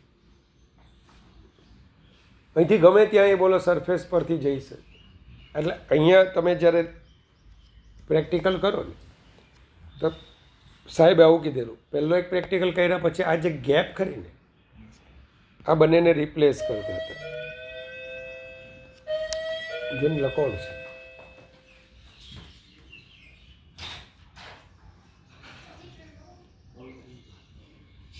આ પવિત્ર કોઈ આવ્યું. આને ઓલ્ટરનેટ આપણે ઉલટ સુલટ કરતા હતા. કેમ? કે જેથી કરીને રીડિંગ બંને બાજુ બેલેન્સ થાય. તમને એન્ડ કરેક્શન કરાવેલું સ્કૂલમાં? શોધતા શીખવેલું? એટલે જે હોય તે શું કહે? તો અહીંયા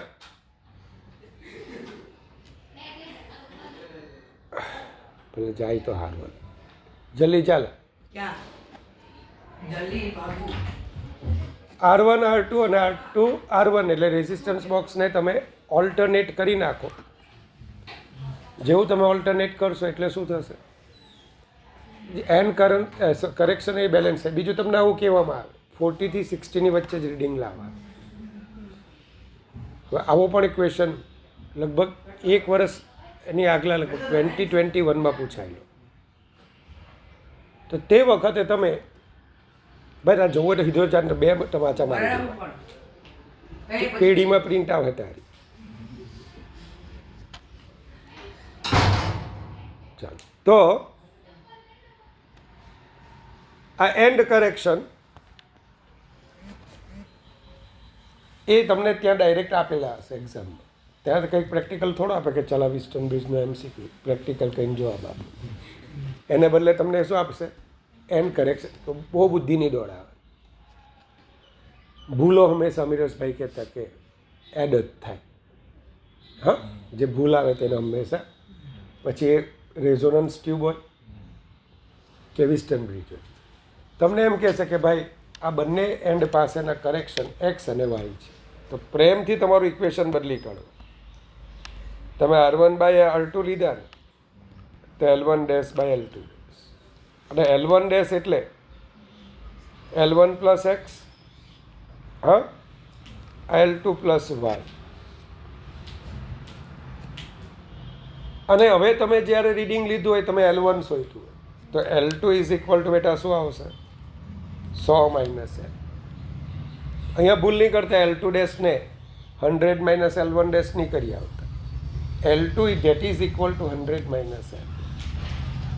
હા, આ એડવાન્સમાં પૂછાયેલો, નીટમાં એ લગભગ છે, ત્યાં PMT આપણી મોડ્યુલમાં લખ્યું છે. ચાલો, કોમ્બિનેશન્સ ઓફ સેલ્સ. જ્યારે બેટરીના કોમ્બિનેશન કરતા હો,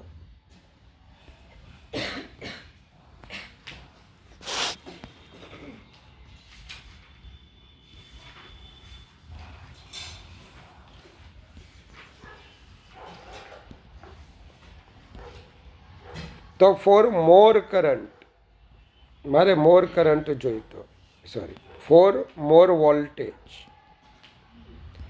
તો કિર્ચોફભાઈ આવું કીધું કે જો તમે આવી રીતના જશો બી પોઈન્ટથી એ પોઈન્ટ પર, તો આનું પીડી ઇન્ક્રીઝ, આનું પીડી ઇન્ક્રીઝ, આનું પીડી ઇન્ક્રીઝ, એટલે એ અને બી પોઈન્ટ વચ્ચે બોલો તમને ઇન્ક્રીઝ પીડી મળશે. હા કે ના? એટલે તમારે વધારે વોલ્ટેજ જોઈતો હોય તો બેટરીને આવી રીતે જોડો. તો પહેલું કોમ્બિનેશન આવે સિરીઝ કોમ્બિનેશન.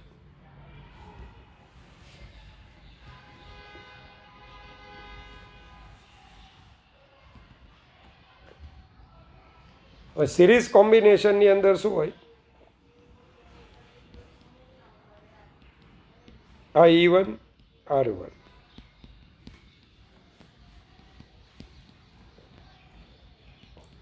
આવી બેટરી તમને આપેલી હોય. મારો ક્વેશ્ચન એ છે કે આ બેટરી કોની જેમ વર્ક કરશે?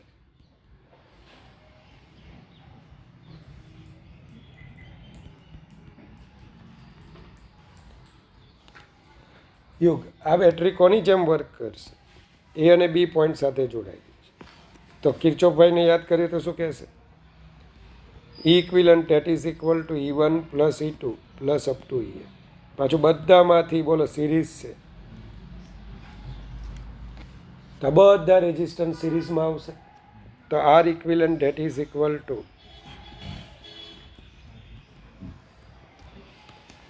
હવે આની અંદર મિસગાઈડ કરવા માટે ઘણી વખત શું કરશે, કોઈક બેટરીના ટર્મિનલને ઊંધા આપી દેશે કે ભાઈ આ E1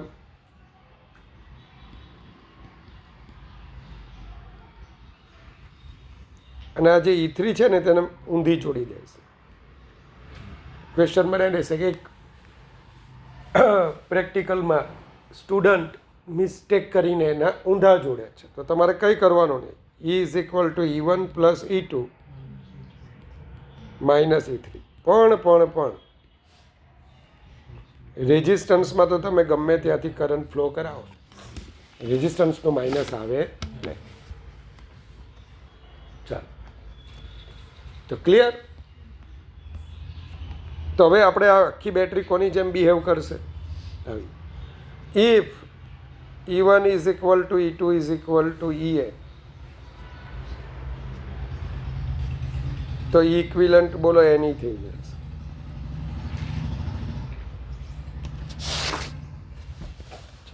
પહેલું હવે આવે છે પેરેલલ કોમ્બિનેશન. બોર્ડની સૌથી આઈએમપી થિયરી, કારણ કે રેઝિસ્ટન્સના કનેક્શન નીકળી ગયા, બેટરીના છે, એટલે બોર્ડમાં થિયરી તરીકે આને પૂછાય.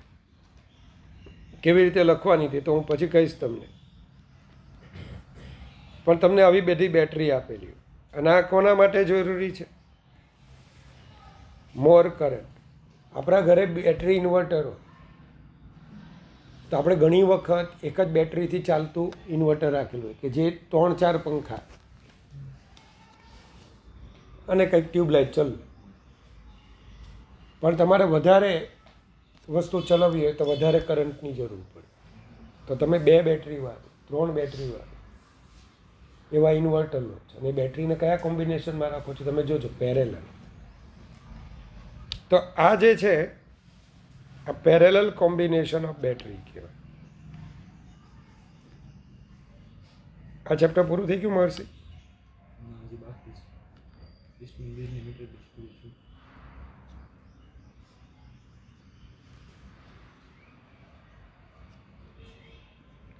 આમાં આ સર્કિટ આવી રીતે હોય, સમજ્યા? આવી બધી બેટરીનો કરંટ કોણ વાપરવાનું? રેજિસ્ટર. હા કે ના? I1 આપે, I2 આપે, IN આપે. તો આપણે હવે આગળ નીકળી જઈશું આવતા વીકથી. તો જેડીભાઈનું પૂરું થઈ ગયું ને વેવ ઓપ્ટિક્સ બાકી ન છું, બાકી એટમ બેટું બધું પૂરું ભગાઈ દીધું ને.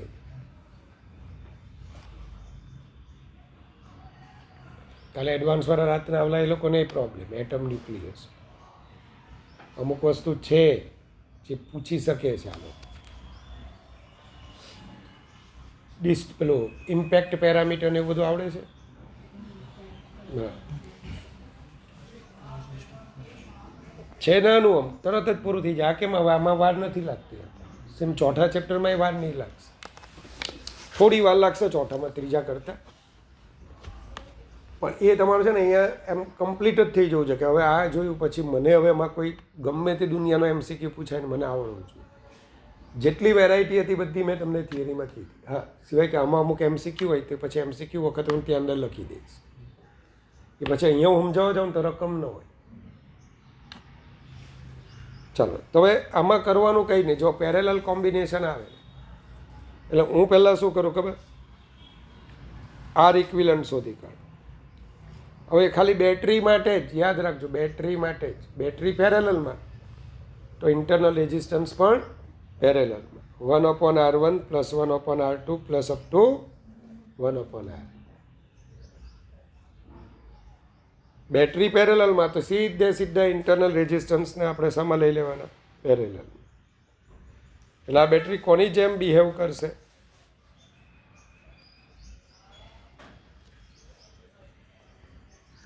હવે આ ઇક્વિલન્ટ કેવી રીતના શોધવાનું? કોઈને યાદ છે? Equivalent upon R equivalent E1/R1 + E2/R2 + EN/R.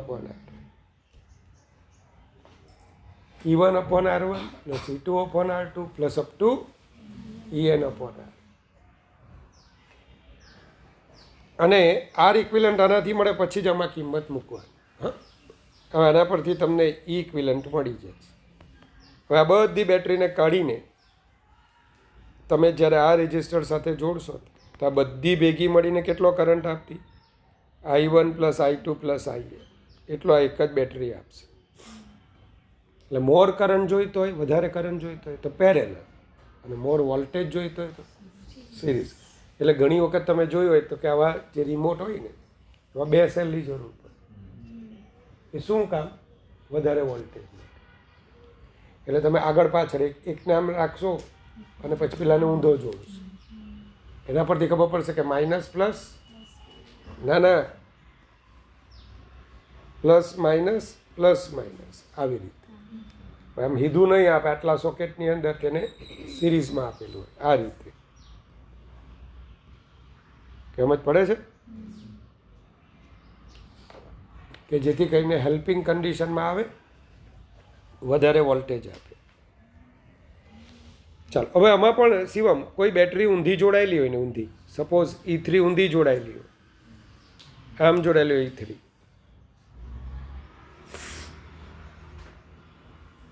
તો ત્યાં તમારે એનું માઇનસ લખી. ચાલો, આવડી જશે ભાઈ. તો આ બેટરીના કોમ્બિનેશન તમારે થઈ ગયા. જો મેં સેમ આવું લખ્યું છે, તમારે આટલામાં જ ખુશ રહેવાનું, આનાથી વધારે જોવાનું. હા, આવું હોય કોમ્બિનેશન જે તમને ઘણી વખત આવે છે. પેલી પ્લેક નામની કંઈક પેલી કઈ માછલી કઈ હતી એનું નામ? ઈલ નામની માછલી, જેમાં આવા N સેલ્સ E. અચ્છા, હું કહેવાનું ભૂલી ગયો કે આમાં જો ઇફ E1 = E2 = EN = જો E હોય તો E ઇક્વિલન્ટ તો E જ થાય. પણ આર ઇક્વિલન્ટ R/N થઈ જાય. લખ્યું છે મેં કે ભૂલી ગયો?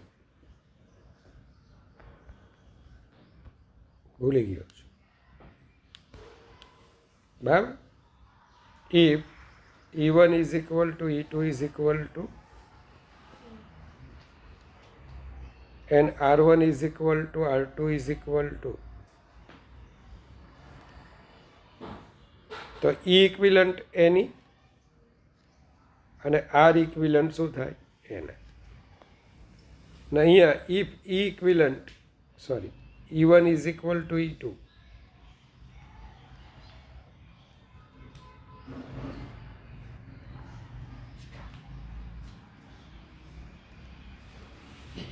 તો E equivalent E થશે.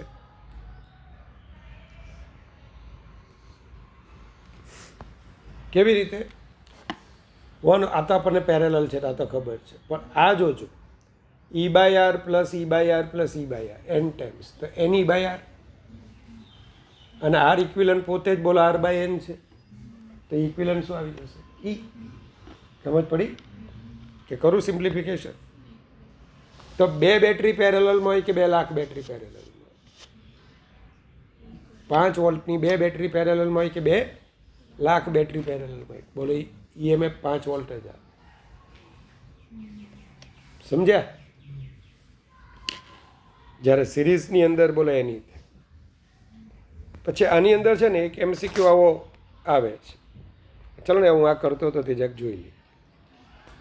હવે આવું હોય ને તો ફટાફટ વિચારતા આવડવું જોઈએ, કારણ કે એ લોકો તમને સ્લો પાડવા માટે શું કરશે?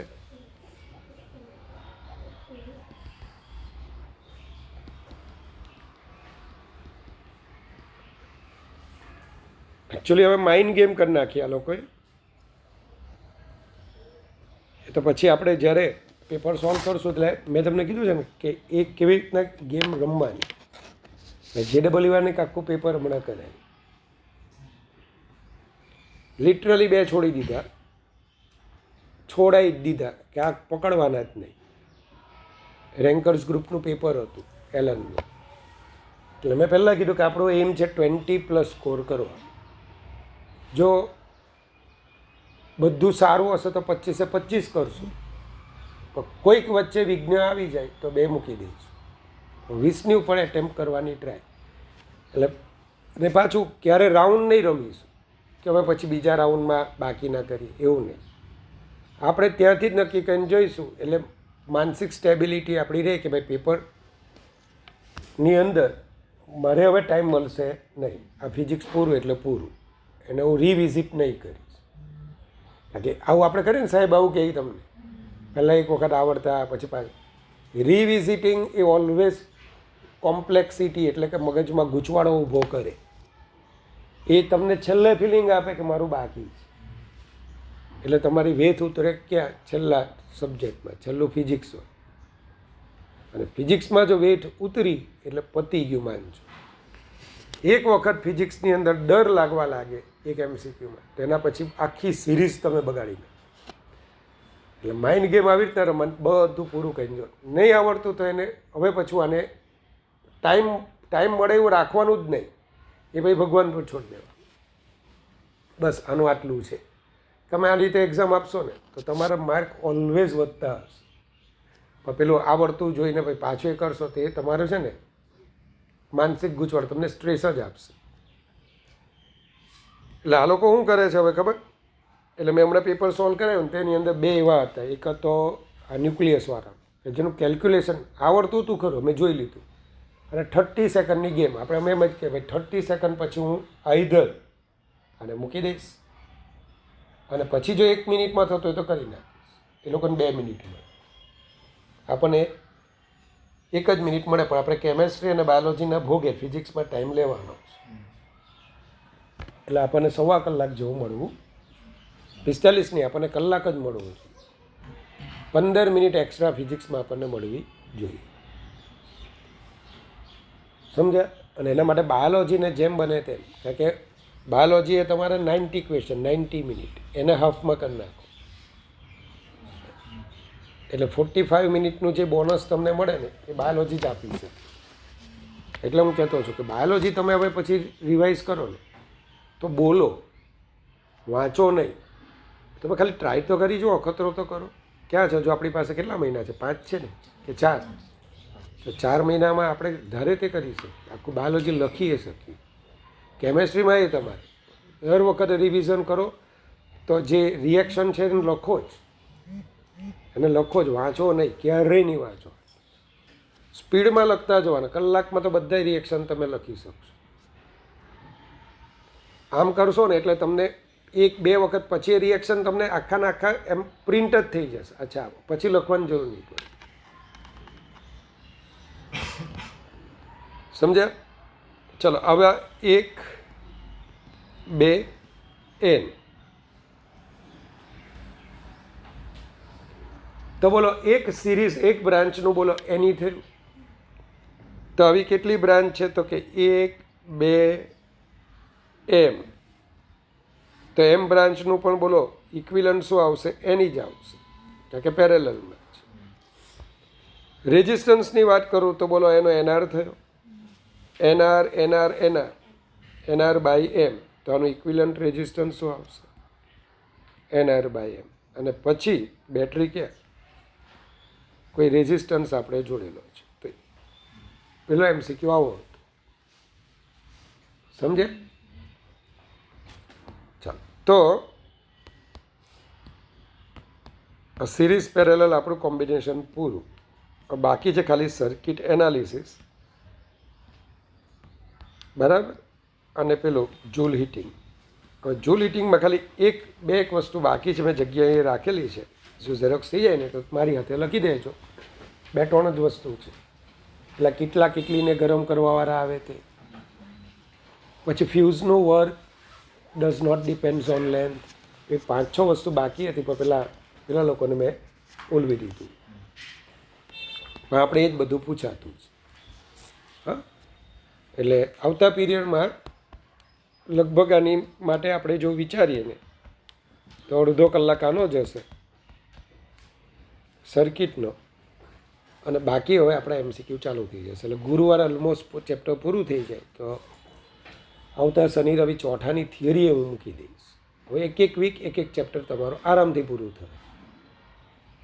મેં તમને કીધું કે જેટલું પહેલાં બીજામાં મને વાર લાગે ને, તો કન્ટેન્ટ તો એની કરતાં વધારે, તમારી ચોપડી કરતાં મેં તો વધારે જ કન્ટેન્ટ લીધું હોય, પણ તેમ છતાં મને વાર નથી લાગતી. એનું કારણ છે કે આ બધા છે ને આપણે ટેકનિકલ છે. અમે એક વખત ટેકનિક આવડી જાય ને તો આનો ગમે તે MCQ તમને પૂછાય ફટાફટ આવડી જશે.